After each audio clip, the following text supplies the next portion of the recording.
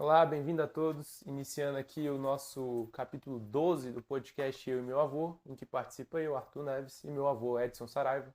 Nós estamos estudando o livro Cartas de um Diabo a Seu Aprendiz, do C.S. Lewis, e hoje nós vamos fazer uma leitura e um estudo da carta 10 desse livro.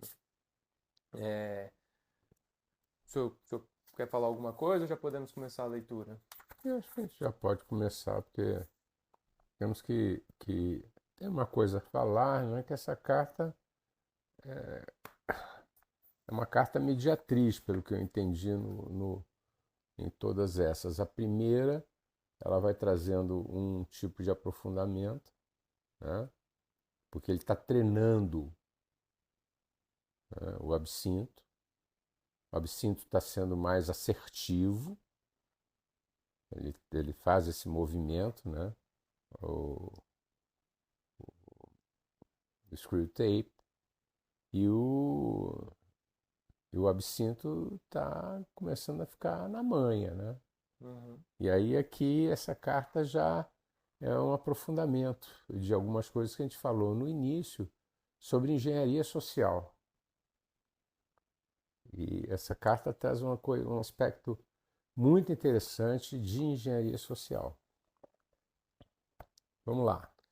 Então, ele começa a carta falando: Meu querido Absinto, são maravilhosas as notícias trazidas por Vil Trapaça. Depois a gente vai até consultar essa palavra em inglês, qual que é a tradução exata do que o Lewis quis dizer, né? São maravilhosas as notícias trazidas por Vil Trapaça, que o seu paciente fez amizades novas e muito desejáveis, e que você parece ter se aproveitado desse acontecimento de maneira realmente promissora. Imagino que o casal de meia idade que ligou para o escritório dele seja bem o tipo de gente que queremos que ele conheça. Rica, esperta, superficialmente intelectual e promissoriamente cética em relação a tudo no mundo. Entendo que eles sejam É, até um, um um tanto pouquinho, um pacifistas. pouquinho, um pouquinho. Quer dizer, a lá, rica, superficialmente intelectual, Esperta. esperta, esperta, superficialmente intelectual e cética. Excelente, excelente. Está cheio, né? Na Europa ainda mais, quer dizer, nessa época em 42, estava já no auge, rico, esperto, superficialmente intelectual e cético com tudo. Ele é o cara, né? Ele é o máximo. Sim. Independente de ser opressor e oprimido, né? Porque se trocar o papel, o oprimido vira o rico, né? Cético, esperto e tudo mais, porque é da natureza humana. Vamos lá.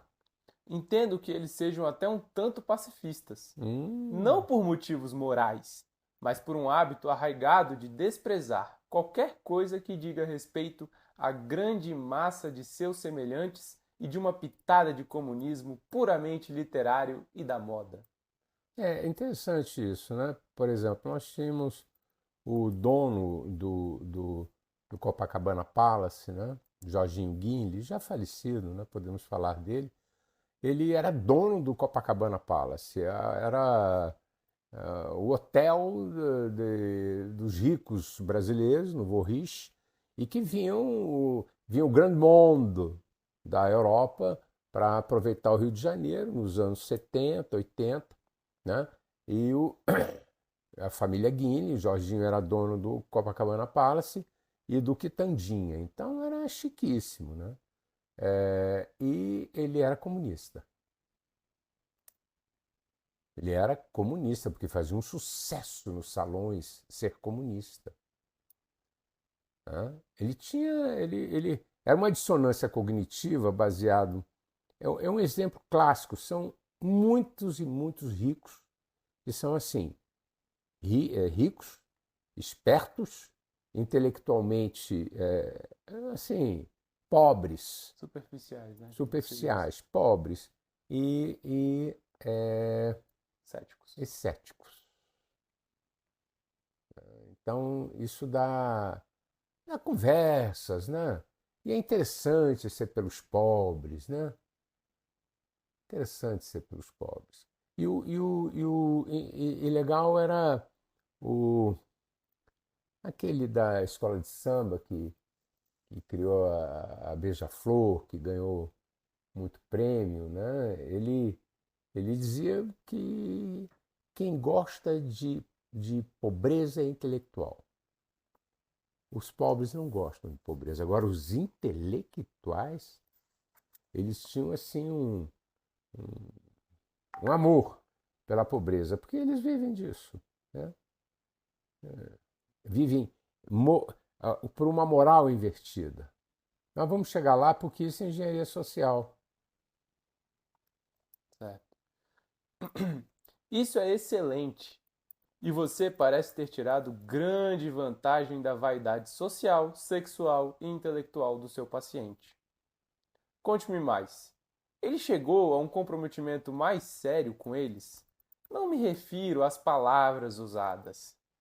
Existe um jogo mais sutil de olhares, tons e risos, pelos quais um mortal demonstra que finge partilhar dos mesmos hábitos que aqueles com quem está conversando.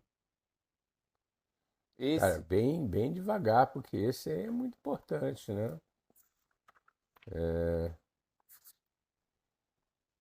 ele pergunta, né? Conte-me mais. Ele chegou a um comprometimento mais sério com eles? Não me refiro às palavras usadas. Existe um jogo sutil de olhares, tons e risos, pelos quais um mortal demonstra que finge partilhar dos mesmos hábitos que aqueles com quem está conversando. Então, não é na palavra, entende?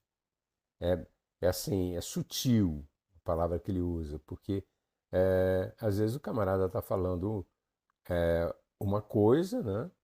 E ele não está falando nada, mas ele está com bocas, como diz assim, nariz e bocas e expressões e determinados olhares, como se ele estivesse de pleno acordo com aquilo que o outro está falando. Ele está fazendo jogos de salão, como se diz, né? Sim. Era o Joãozinho 30, o, O o que dono da fazia. escola de samba. Quem gosta de miséria, miséria, é intelectual. Uhum.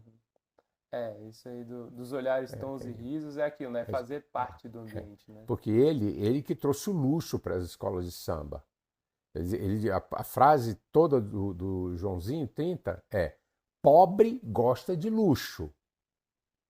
Quem gosta de pobreza é intelectual. Interessante, né? Uhum. E ele ganhou alguns carnavais, porque ele era é, um estilista de carnaval, ele que trouxe uma grande parte dessas, na época, né, de fantasias luxuosas e tudo mais. E quando entrava na avenida, era pobre gosta de luxo. Entende? Pobreza, quem gosta é intelectual. E rico. Rico, cético, intelectualmente pobre, mas esperto. Aí, nos jogos de salão, o paciente do absinto encontrou um povo assim e ele está fazendo os jogos de salão. Vamos em frente. Esse é o tipo de traição que você deve encorajar. Especialmente porque o homem em si não se dá conta dela. E, no momento em que age assim, terá dificuldade de se desassociar dela. Pois é. Isso é muito interessante. Essa é uma técnica de engenharia social por nome a dissonância cognitiva, que foi Festinger, né, em 1955, que bolou um experimento, né, que ficou, foi com milhares de pessoas eles fizeram, né? Aqui no livro Maquiavel Pedagogo, o Maquiavel Pedagogo, de Pascal Bernardin, ele trata exatamente dessa técnica que é muito esquisita. A mente humana é esquisita. Ele, por exemplo, nesse jogo, né? Os caras estão falando desse modelo de mundo, os ricos, céticos. Ele não, tu lembra que ele veio ele teve uma passagem pela igreja, ele tem alguma fé, né? Que o absinto foi destruindo na medida que ele colocar na cabeça dele para fazer críticas aos outros, sem perceber que ele também era estava no mesmo naipe. Os outros podiam estar olhando para ele e dizer que ele era, ele lembra, ele olhava para que era a mulher do lado, era Uhum. assim, ele conhecia o, o Vizinho. vizinho, e a outra era a tagarela, e ele se achava diferente de todo mundo. E ele começou a prestar mais atenção nas pessoas do que propriamente no sacramento. Né? Tormenta de pensamento, né? Do, do absinto, embriagando ele. Agora ele já foi para um outro ambiente, mas ele ainda tem a fé dele. Ele ficou com alguma coisa. Agora estão querendo destruir tudo. Né? E ele está entrando numa engenharia social, porque ele internamente pode não concordar com o que o cara está dizendo, mas ele está num ambiente social, ele tem que ser simpático, é interessante porque é de ricos, e ele quer participar daquele glamour, do glamour, né? Da riqueza e tudo mais. Então ele vai fazendo expressões faciais como se ele estivesse concordando. Rir Né? das piadas, Rir né? das piadas e tudo mais. E não concorda internamente. Mas isso, o cérebro é interessante. Porque, por exemplo, a musculatura do teu braço é musculatura esquelética. O que quer dizer? Está ligado ao esqueleto. Então, ele tem controle voluntário lá em cima, numa área que a gente chama de homúnculo motor sensorial. Eu um dia posso falar disso. É cérebro. Tá lá. Arthur, Putin, Trump, Biden, o chinês, o coreano, tá lá, o homúnculo motor sensorial, que é onde ele se movimenta, ele faz movimentos, língua, boca, né? Sai lá o braço, e sensorial porque, por exemplo, eu passo a mão aqui na minha pele do braço e também o homúnculo sensorial lá em cima, né? Ele sensorializa, né? Tem uma mão passando no braço do carinha. É a mão dele mesmo, tá? Porque aí tem áreas que podem dizer um pouco mais baixo assim, estão passando mão, viu sensorial, viu seu homúnculo, mas é ele mesmo, tá? De reconhecimento de si mesmo, Uhum. que também não se sabe no cérebro onde está. Agora você está sentindo que você é Arthur, percebendo internamente que você é Arthur, verdade? Sim. Me diga, no cérebro, onde está o Arthur? Nesse, eu vou usar essa palavrinha chatinha pra caramba, mais moderna, holístico. Né? Onde está o Arthur holístico, que é a composição de um todo e mais alguma coisa? Aonde está? Não sei. Não sei. Não, eu tocar num ponto e aí você diz, sou o Arthur. Não. Se eu tocar no homúnculo motor, numa determinada área do homúnculo motor, você vai movimentar o braço. Mas não tem área no cérebro que eu toque e você tenha a percepção completa de que você é Arthur. Com toda a história, a memória, porque o Arthur é o sensório, o motor e mais memória, né? Concentração, raciocínio, um todo. Bom, vamos voltar. Aí o camarada aí, né?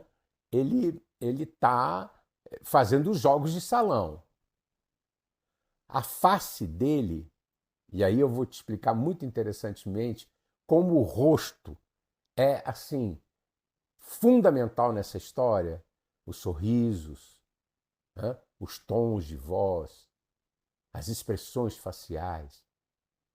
Porque é o seguinte: aqui você está com o braço com musculatura esquelética. Eu te digo, levanta o braço direito, meu neto. Tu levanta. eu digo, faz uma expressão de sorriso nessa musculatura que você tem controle voluntário. Faz aí. Eu quero ver você sorrir com essa musculatura do braço. Não tem como, né? Não tem como. E a musculatura esquelética, que está ligada a ossos, da tua face. Eu digo, Arthur, faz aí uma expressão de sorriso. Mas é possível, né? Por quê? Porque eu tenho um controle, digamos assim, disso. Porque a face é o espelho da alma. É diferente. O rosto é diferente. Muitas vezes a gente vai passar uma palavra para os outros, e os outros vão ler nossa face. E o outro vai saber, se ele não for tão, vamos dizer assim, embotado, se achando esperto, porque esse povo é embotado, né? Mesmo que o outro sorria, tu manja que aquilo ali é falso. Por que tu manja que aquilo ali é falso? Porque tu sabes o que é ser falso na expressão facial. Então, quando tu é falso na expressão facial, mesmo assim, a expressão de contentamento com uma besteira que um rico disse, quando um outro, porque tu fazes aquela, a gente chama de trismo facial, né? Quando um outro faz, você reconhece. Pô, esse cara aí tá sorrindo para mim, não tá mentindo. Esquisito, né? Aí entra uma coisa chamada neurônio motor, que também não é agora que a gente vai falar. Mas tem explicações neuronais desse fenômeno de reconhecimento. Mas aqui, ó, o que eu quero trazer, né, sobre esse dissonância cognitiva, no livro do Bernardin, tem isso muito explicado, né? O que é o Maquiavel. Eu gosto de Maquiavel porque maquia, né? Maqueia, Maquiavel pedagogo, Maquiavel pedagogo, que é do Pascal Bernardin, que é é, como isso está sendo implantado na Europa, na América do Norte, na América do Sul, nos últimos 50 anos, a partir de engenharia social, de experimentos que foram feitos desde o final do século retrasado, início do século passado, por Pavlov, o russo. Trabalhava com os cachorros, Uhum. né? E fazia embaralhamento de estímulos. Interessante pra caramba isso. Serviu muito a Stalin, né? Foi o Stalin que foi o Lenin, foi Lenin que o premiou, né, pelos trabalhos do Pavlov na área de embaralhamento de estímulos. Que quando você embaralha estímulos dissonantes,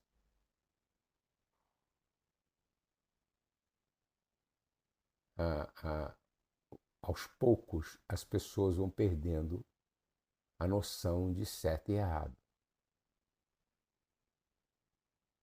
Te descreve, anota aí, um dia a gente vai descrever todas essas técnicas. Submissão da autoridade do Milgram, normas de grupo, esse é o mais antigo. O penúltimo, né, é o segundo mais antigo, 1935.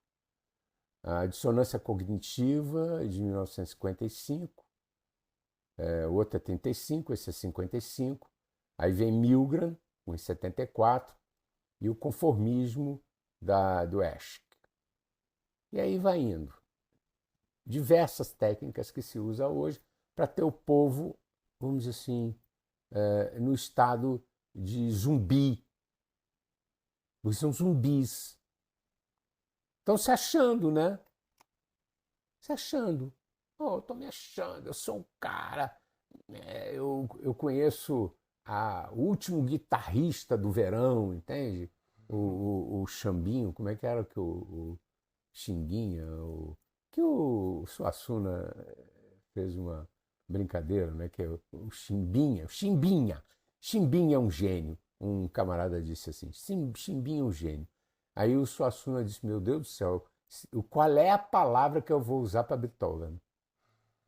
Se o Chimbinha é um gênio,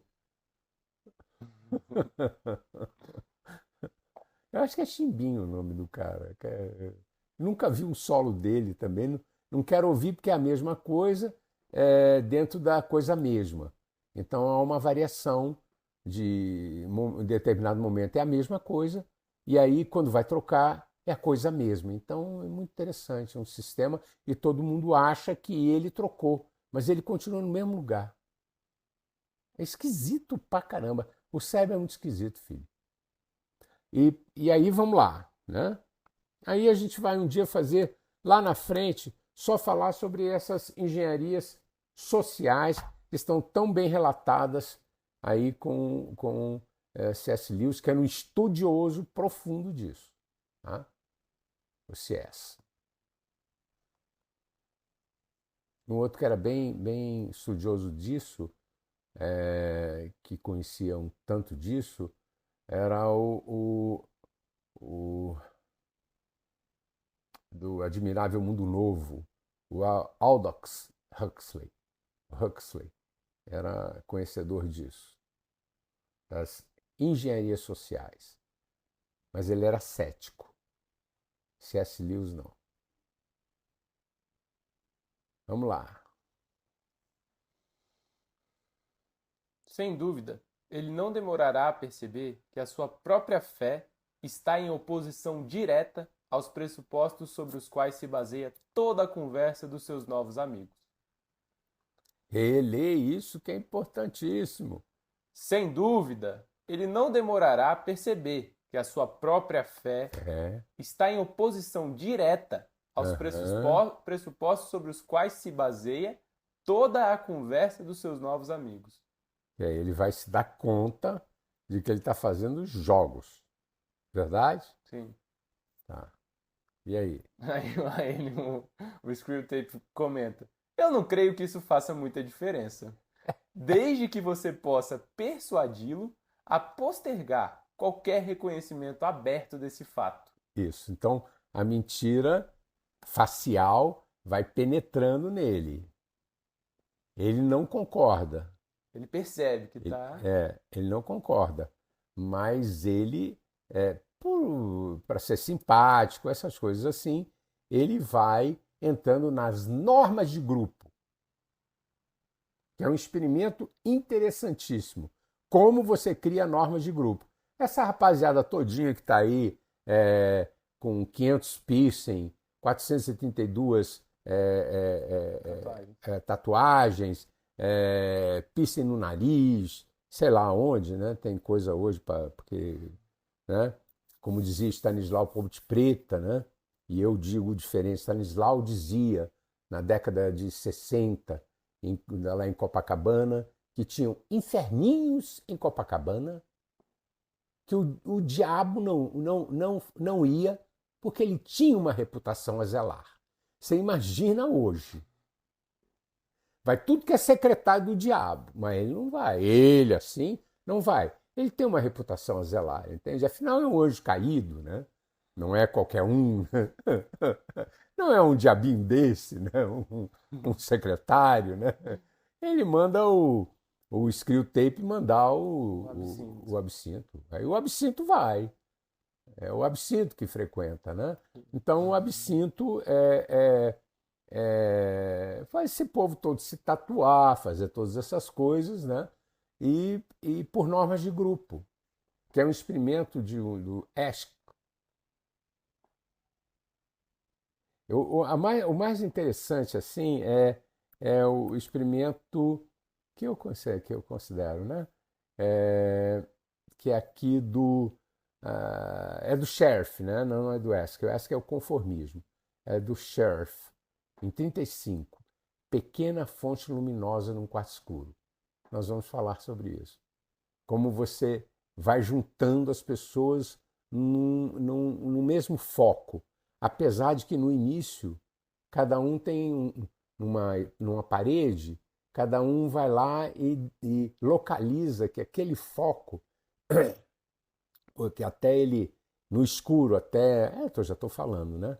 No escuro, até acomodar a visão, você vai ter um fenômeno que tem um nome que está me falhando agora, que é até você acomodar a fóvea, pupila, retina, nervo óptico naquilo. Então, até aquele momento, se eu te pedir, que demora uns 3, 4 minutos, que é uma alteração luminosa, e eu foquei aquilo na parede, você entrou no quarto escuro, e aí vai indo, eu vou tirando a luz, e aí eu mando um foco luminoso, você vai lá e com um pincel você coloca onde você está vendo aquele foco. Aí você sai, entra outro, e como é diferente, alguns ângulos de fóvea, ele vai ver em outro canto. Pertinho, mas em outro canto. Se eu botar 50, raramente um veio exatamente no mesmo ponto que o outro. Raramente. Aí, quando eu fizer isso vamos dizer, com 10, 50 tem que ter um auditório, vamos dizer, com 10, cada um colocou, quando sozinho, determinou um ponto diferente. Quando eu coloco 10 para chegar lá, aí eles vão criando uma norma de grupo e localizam um ponto que é o ponto, né, que é a conjunção daqueles 10 que estavam lá dentro, né? Porque eles vão, não, aí não, mais para cá, mais para a esquerda, não, mais para a direita, isso, mais para a direita, um pouquinho, não, passou, volta, tal. Aí localiza lá, faz um xizinho, aí volta todo mundo para o seu assento, né, no escurinho, né, e aí liga a luz. E você vê que quando eles estavam sozinhos, os pontos na parede que eles escolheram estava localizado num ponto diferente desse que eles, quando estavam juntos, acertaram por normas de grupo que era aquele lugar. Então todos eles estavam vendo, quando juntos, num lugar completamente diferente em relação àquele ponto que eles estavam vendo quando sozinhos. E é isso que a gente faz quando é engenheiro social. Bola projetos para ficar todo mundo olhando para o mesmo ponto. Apesar de que, quando sozinhos, podem olhar para pontos diferentes. Se reúnem, aí fazem que nem esse paciente aí do absinto. Ele está olhando para o mesmo lugar que os outros. Continua.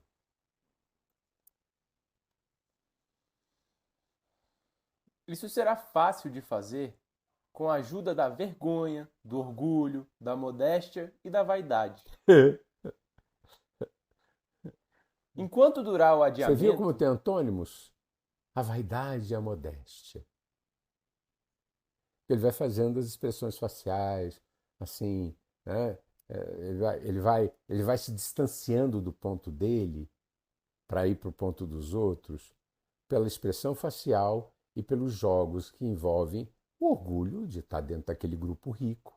Mas também ele é modesto. Ele é modesto. Então ele também tem uma modéstia em si. Aí qual é o outro ponto? a A vergonha, vergonha. Tem uma vergonha de se expor. Né? a vaidade e o orgulho. Isso é importante, né?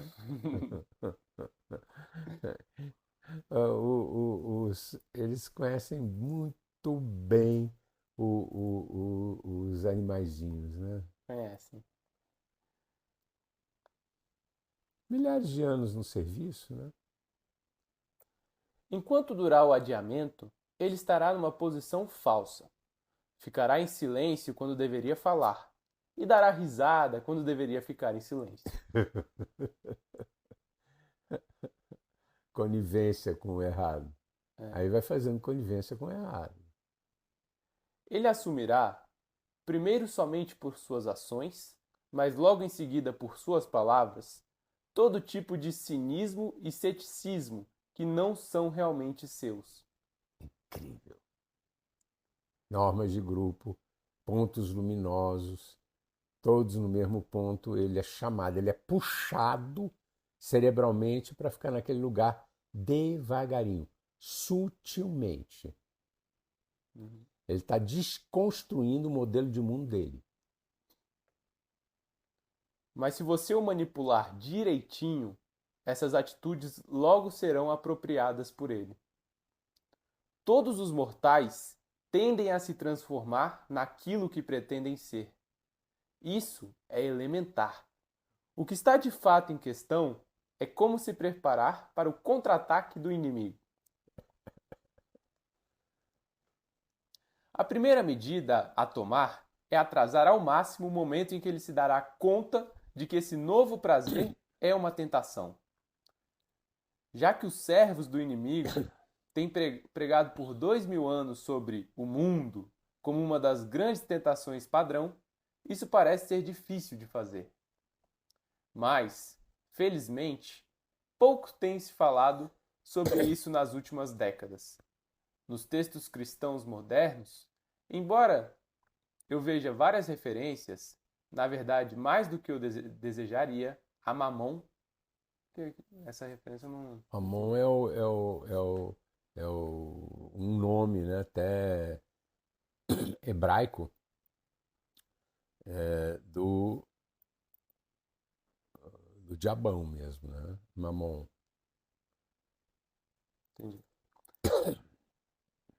Vou voltar aqui. Que é o Mamon com dois M's, né? Que é o Isso. demônio. Aqui, ó, Mamon é um termo derivado da Bíblia que é usado para descrever riqueza material ou cobiça. Na maioria das vezes, mas nem sempre, personificado como uma divindade.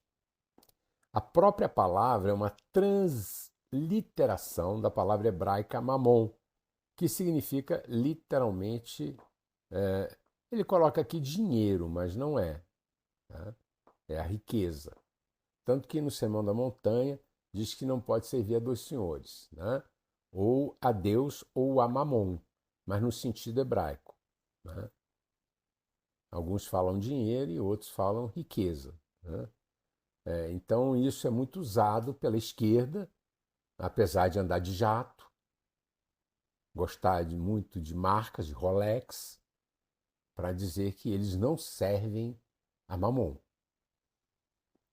A esquerda da teologia da libertação, é claro, porque tem os ateus, céticos e tudo mais, mas tem aqueles que se dizem religiosos.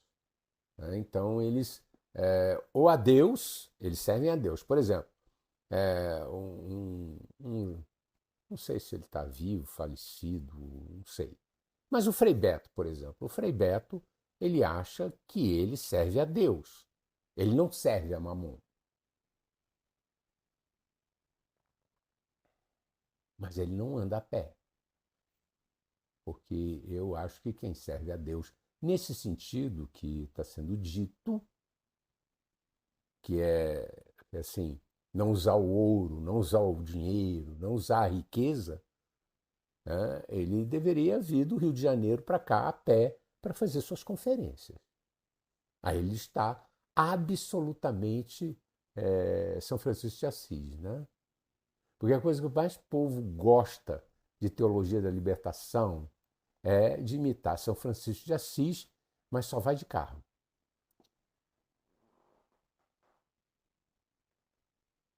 E carro bom. Qualquer carro não. Um Jeep traçado. Isso é muita hipocrisia. O Beto, sem freio, ele tem uma carta dele de 2009 para 2010, uma carta de Ano Novo. E ele diz lá que o homem do futuro, o homem e a mulher do futuro, será como uma união nupcial, uma aliança nupcial entre Santa Teresa d'Ávila, a santa mais santa da Igreja Católica, a mulher que escreveu Moradas do Castelo Interior, que é um livro imperdível, com Che Guevara, o dos fuzilamentos, sin perder la ternura jamás. Quer dizer, unir Santa Teresa d'Ávila com Che Guevara é dissonância cognitiva completa. Como ele chegou nesse ponto? Provavelmente através de sorrisos falsos. Foi indo, foi indo, foi indo, foi indo. Aí riqueza, orgulho, vaidade, uma espécie de humildade falsa. E foi indo, foi indo, foi indo, se tornou prisioneiro de Mamon. Que a coisa que Mamon mais gosta de fazer é se fazer de Deus. Ele gosta de imitar Deus. Então ele fala todas as palavras politicamente corretas, ele sabe falar. Todas. Ele é muito bom de papo. O Osho era muito bom de papo. O Osho é o Rajneesh, né? Uhum. Bom de papo, tanto que dá. Era um homem pobre. Só tinha quantos Rolls Royce brancos? Não sei não. A gente já vê aqui, ó. Osho Rolls Royce Collection do Osho eram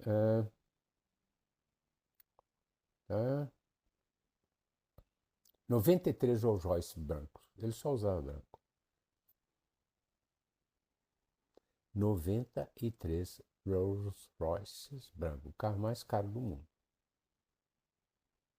Imenso. Mais caro do que limusine, do que mais. Rolls Royce. Bhagawan Sri Rajneesh. É um fenômeno, né? Ele tinha um vermelho, vermelhinho branco, tinha de muitas cores. Eu tinha visto uma coleção de brancos. Vamos lá. Nos textos cristãos modernos, embora eu veja várias referências, na verdade mais do que eu desejaria, a Mamon, muito pouco se adverte sobre as vaidades mundanas, a escolha de amigos e o valor do tempo.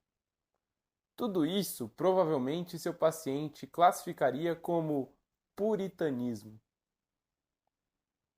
E, permita-me uma breve observação, o valor que demos a essa palavra é um dos triunfos sólidos dos últimos 100 anos.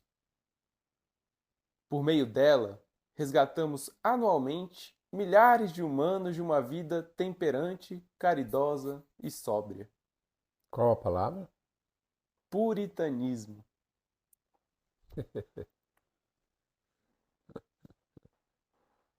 Vamos lá. Mais cedo ou mais tarde, contudo, a natureza real de seus novos amigos deve se tornar clara para ele. E, então, suas táticas devem depender da inteligência de seu paciente. Se ele for tolo o bastante, você poderá levá-lo a se dar conta do caráter dos amigos apenas quando eles estiverem ausentes. Sua presença pode servir para eliminar toda possibilidade de crítica. Se conseguir isso, ele pode ser induzido a viver duas vidas paralelas, como muitos humanos fazem, por longos períodos de tempo. Ele não apenas parecerá ser, mas realmente será, um homem diferente em cada um dos círculos que frequentar. Se isso falhar, há um método mais sutil e divertido. Você pode fazer com que ele tenha verdadeiro prazer ao perceber que existem dois lados de sua vida que são incompatíveis. Isso poderá ser alcançado explorando sua vaidade. Ele pode ser instruído a gostar de se ajoelhar ao lado do dono da mercearia aos domingos, só porque o dono da mercearia jamais entenderia o mundo urbano e escarnecedor que ele frequenta no sábado à noite. E, inversamente, a apreciar ainda mais as obscenidades e blasfêmias que rolaram no café com esses amigos admiráveis, porque está consciente de um mundo mais profundo e espiritual dentro dele que eles são incapazes de compreender. Manjou? Quer dizer, ele transita nos dois mundos porque ele tem ganho nos dois mundos. Ele tem ganhos afetivos nos dois mundos. No mundo da igreja, né, ele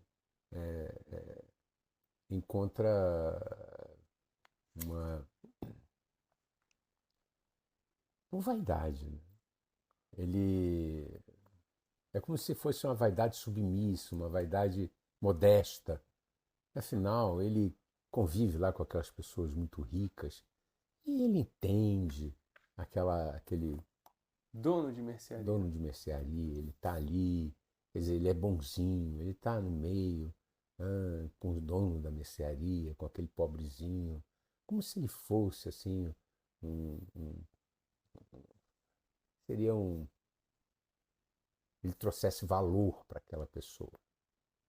Aí ele vai lá para o outro mundo, dos obscenos, dos ricos, com sexo, com piadas obscenas, e ele também leva valor para aqueles ricos, porque ele frequenta a igreja.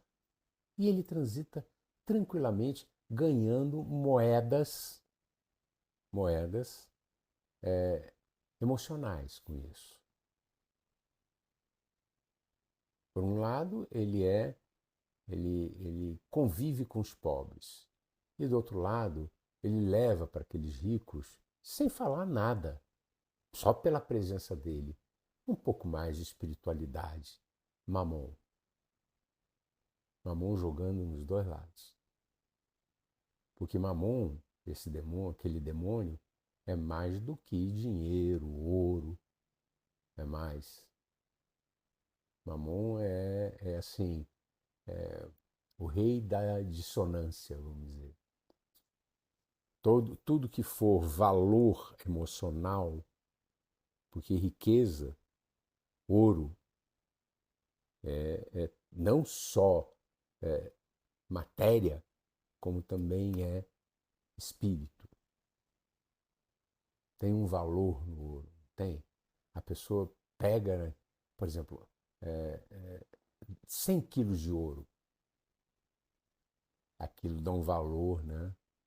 Você se sente.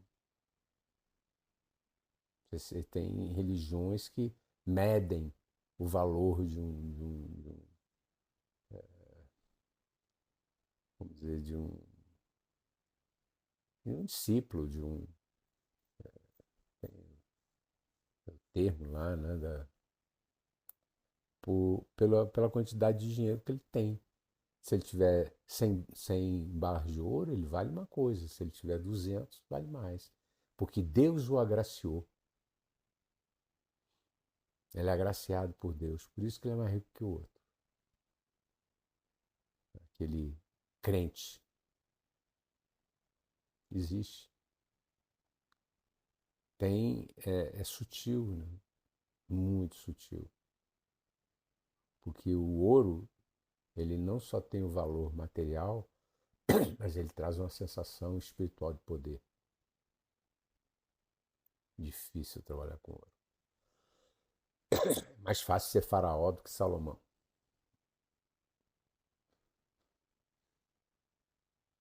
Poder.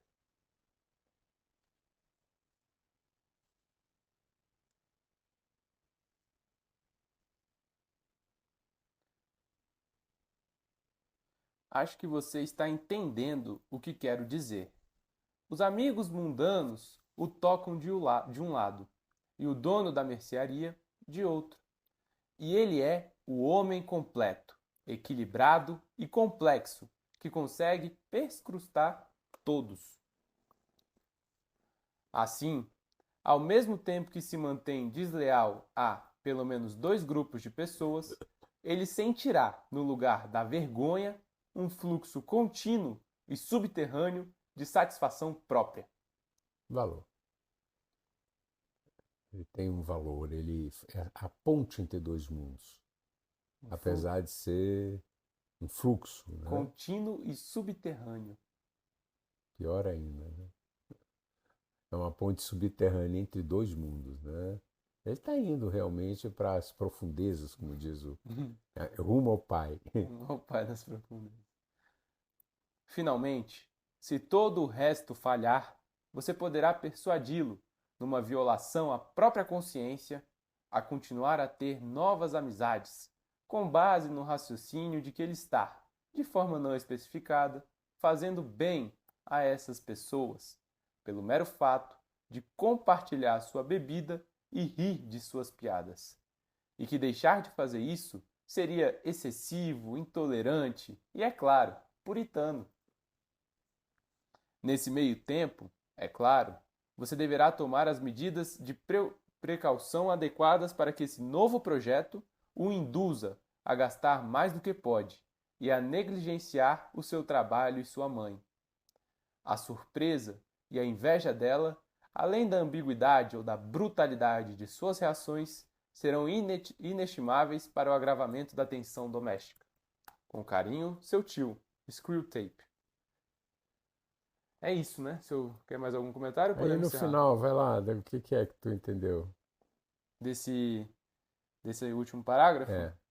Ele está falando aqui que essa nova vida que ele vai assumir, né, de frequentar ambientes, né, e que está falando assim para induzir ele a fazer um gasto excessivo com essa vida que ele vai levar Uhum, e também que ele passe a negligenciar o seu próprio trabalho uhum. e a sua mãe. Então, assim, um agravamento na relação doméstica, que foi uma carta anterior, que ele fala da relação doméstica Honesto. entre ele e a mãe dele. Então, assim, gerar mais um, um clímax dentro da. É ir para o subterrâneo cada vez mais, né? É, Achando que está na superfície, na luz do sol. É a caverna de Platão, né? Todas aquelas pessoas que estão ali dentro daquela caverna de Platão, na verdade, elas estão, o sol é ali. é. Eles vão enlaçando ele por todos os É, lados, né? o sol está ali. Ali que está o sol. Né? É simplesmente o fogo da ilusão. Uhum. Mas eles vão enlaçando ele por todos os É lados, por né? todos os lados. É tipo a vida, ele se deixando levar por isso, é a briga dentro de casa com a mãe, ele vai É, tá amarrado, amarrado. tá sendo amarrado por É, todos os cantos. Platão, a caverna. Acho que foi bonito esse daí. Ficou bom, ficou um episódio, até acho que é o mais longo que a gente gravou até agora. Quanto? Vai dar uns 50 minutos porque ainda tem. Tá. Então, é isso. Quero agradecer a todos por estar nos acompanhando aqui nessa jornada. Na próxima quinta, às 18 horas, tem mais um capítulo. É isso. Abraço a todos.